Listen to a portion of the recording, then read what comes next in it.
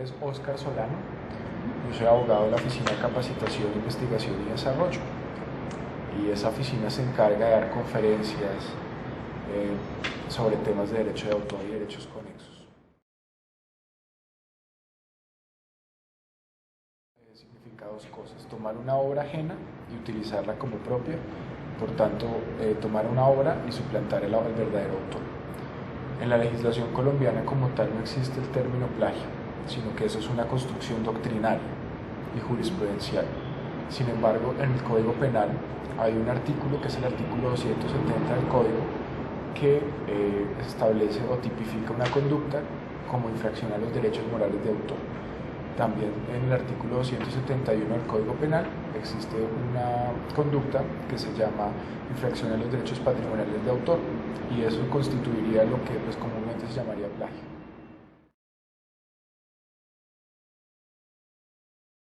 Eso vale para obras musicales, para obras artísticas, para obras literarias, para todo, para cualquier obra.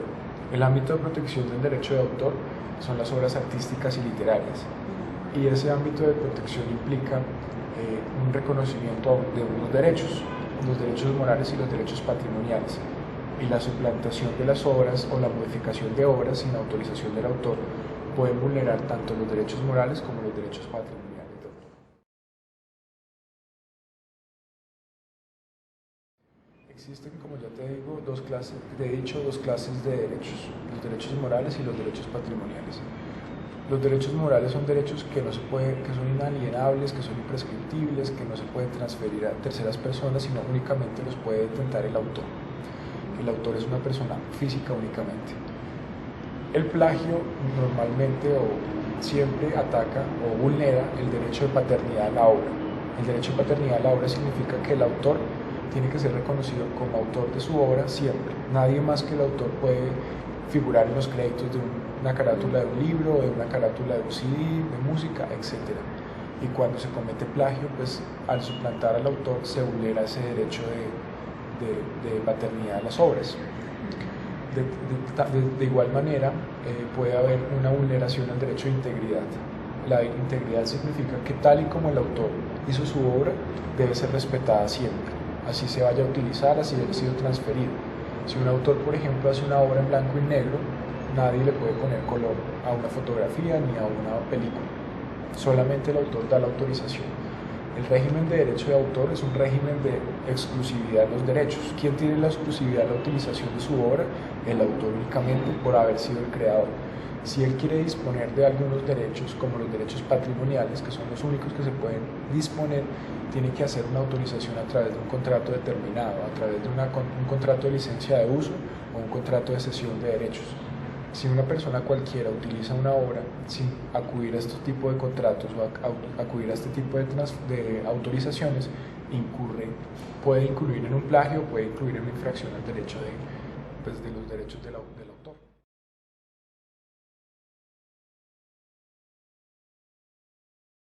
Existen dos clases de plagio: el plagio inteligente y el plagio servil. Estos son construcciones doctrinarias.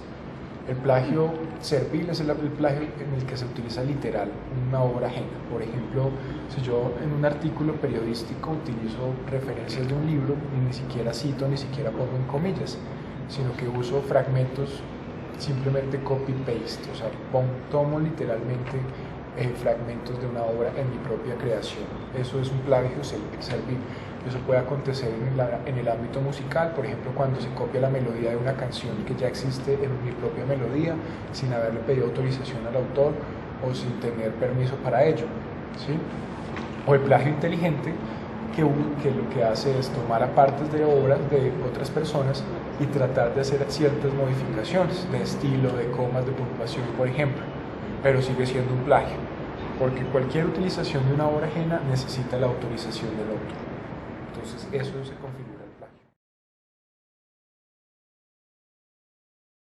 La Unidad Administrativa Especial de Dirección Nacional de Derecho de Autor tiene como una de sus funciones brindar asesoría y asistencia técnica en materia de derecho de autor y derechos conexos a quien lo solicite.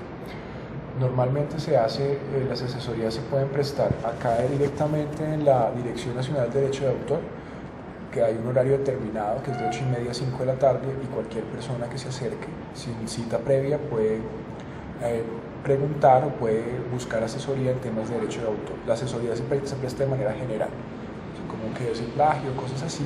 No se presta una asesoría restringida o concreta, por ejemplo, a contratos ni nada, porque no se puede, excede las facultades de la oficina.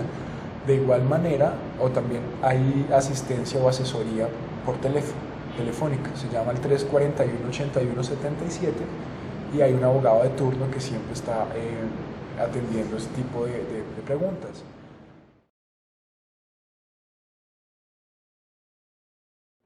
Existe una oficina interna que se llama la Oficina de Capacitación, que realiza capacitaciones a quien lo desee. El proceso interno es enviar un correo electrónico o hacer una llamada a capacitación@derechodeautor.gov.co o llamar al 341-8177 extensión 147, solicitar la capacitación. Existe un portafolio de capacitaciones o de conferencias en la página web de la entidad, y la persona que lo solicite solamente tiene que cumplir unos requisitos muy simples. La capacitación es gratuita, pero se debe garantizar que haya un mínimo de asistencia de 25 personas. Debe haber recursos técnicos como video BIM, etcétera, para poder hacer una presentación, y en algunos casos, en la mayoría de los casos, garantizar los gastos de transporte del conferencista. Eso es todo. Todas las capacitaciones se hacen gratuitas y de acuerdo a la agenda interna pues se van programando.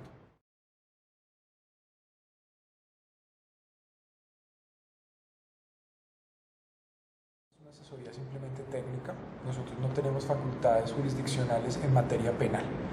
Desde el año pasado, con el Código General del Proceso, a la entidad se le otorgaron facultades jurisdiccionales sobre infracción de derechos, pero en el ámbito únicamente civil, porque en el ámbito penal existe una reserva legal que solamente los jueces penales pueden llevar las investigaciones.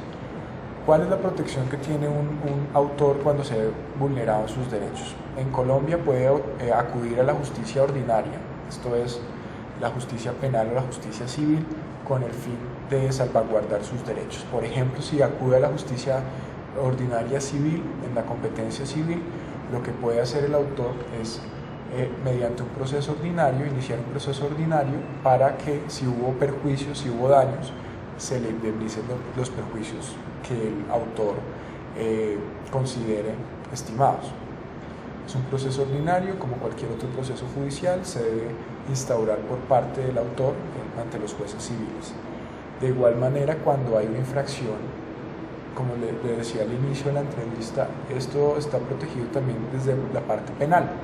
Entonces, si hay una infracción penal a esto, o si la conducta de la persona, ya sea un universitario, un profesor o cualquier otra persona, encuentra que esto también vulnera o tipifica la conducta penal, pues puede acercarse ante la Fiscalía General de la Nación y hacer la correspondiente denuncia para que el fiscal del caso inicie todo el aparato penal, haga una imputación de si cumple con los requisitos de política criminal necesarios para ello, para que luego pues pueda hacerse una acusación y pueda iniciarse un proceso ante un juez penal.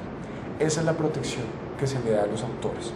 Una protección civil con el fin de indemnizar los perjuicios que se causen por la utilización de su obra, y también una protección penal que contiene o que establece penas privativas de la libertad para personas que utilicen obras ajenas sin autorización y que infrinjan los artículos del Código Penal, artículos 270 y 271, que infringen derechos morales de autor y derechos patrimoniales de autor. Esa es la protección que se da, pero eso tiene que hacerse directamente ante las autoridades de observancia, que son los jueces y fiscales.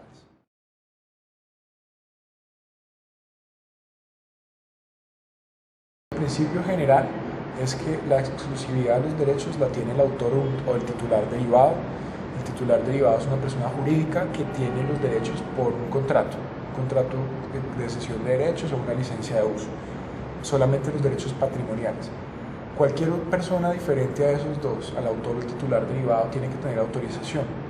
Cualquier uso que se dé no sé, en cualquier lugar, en cualquier momento, así sea un uso digital, tiene que tener autorización. Entonces, si en Twitter, en Facebook se publica material ajeno sin autorización, eso estaría infringiendo los derechos morales y patrimoniales del otro.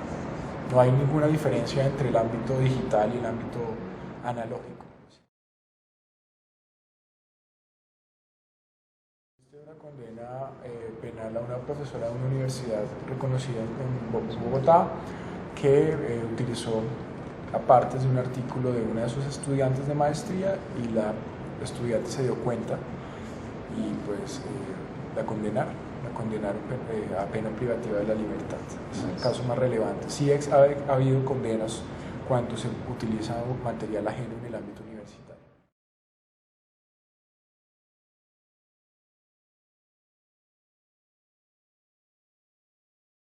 Es muy simple para no caer en plagio y para no caer en esa infracción. Existe una limitación y excepción que se llama el derecho de cita.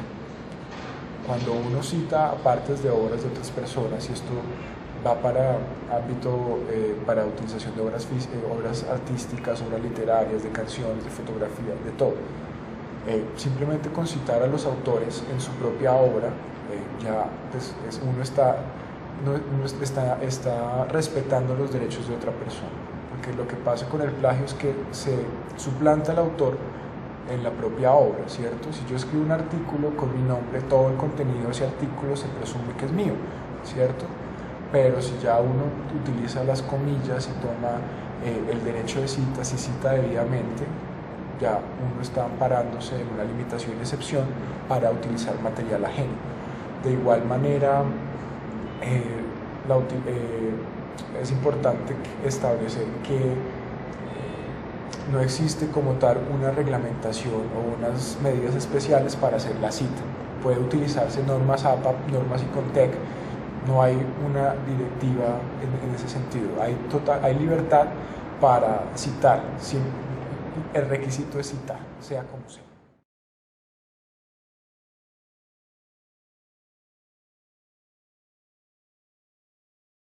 Bueno, eso es un tema de política criminal que directamente le compete a la Fiscalía General de la Nación, en cabeza del fiscal general. Nosotros como autoridad directiva y simplemente asesora, como consultiva y técnica en el tema, simplemente te puedo decir que hay que buscar en las universidades para evitar el plagio, pues la sensibilización sobre el tema. Más que represión, debe hacerse una sensibilización. En mi opinión personal, no como funcionario de la dirección, creo que antes de ir a la represión, el derecho penal es la última ratio en el derecho, o sea, es lo último a lo que uno debe adecuarse o utilizar. Entonces, antes que acudir a la imposición de una pena, en empezar un proceso penal, pues debería hacerse primero labores de sensibilización, de información, labores educativas en las universidades y en todos los ámbitos para evitar esos problemas, porque como muchas personas hacen plagio sin siquiera saber los derechos morales, los derechos patrimoniales, obviamente la ignorancia de la ley no es excusa para la aplicación de una pena privativa de la libertad, pero para evitar esos problemas pues es mejor hacer una labor de sensibilización y no directamente asustar a las personas con los derechos. En la Dirección Nacional de Derecho de Autor se busca la sensibilización, la capacitación. No se busca asustar a nadie, no se busca de una vez decir existen tipos penales que protegen los derechos de autor y si ustedes los infringen pueden ir a la cárcel. Esa no es la labor de la dirección. Nuestra labor es consultiva, nuestra labor es de sensibilización, de capacitación. Entonces siempre buscamos sensibilizar a las personas en vez de asustarlos con esos tipos penales. Como le digo, la política criminal está en cabeza de la Fiscalía General de la Nación y pues es ella la que debe hablar sobre el tema de qué es lo mejor en esos casos, porque hay una reserva legal en ese sentido, una reserva legal y una reserva constitucional.